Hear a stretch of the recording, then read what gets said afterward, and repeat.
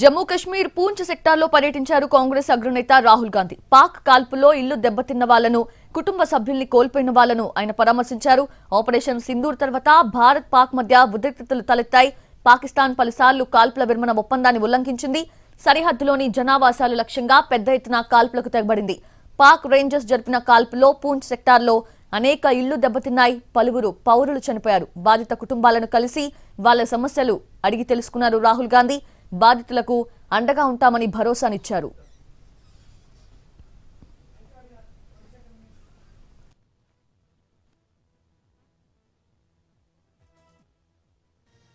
భారత్ పాక్ మధ్య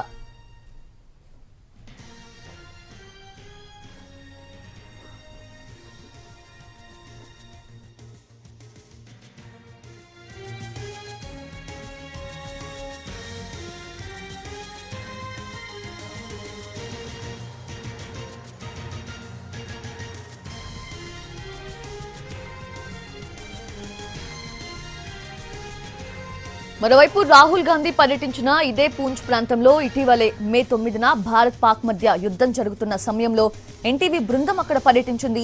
యుద్ధ సమయంలో స్థానిక పరిస్థితులపై గ్రౌండ్ రిపోర్ట్ చేసింది. అక్కడ పాక్ దుర్మార్గాన్ని, బాధితుల కష్టాలను, కన్నీళ్లను కళ్లకు కట్టినట్టు చూపించింది ఎన్టీవీ. పాక్ రేంజర్ల కాల్పులో సర్వం నష్టపోయారు స్థానికులు. పాక్ రేంజర్ల కాల్పులతో ఇళ్లు పూర్తిగా దెబ్బతిన్నాయి.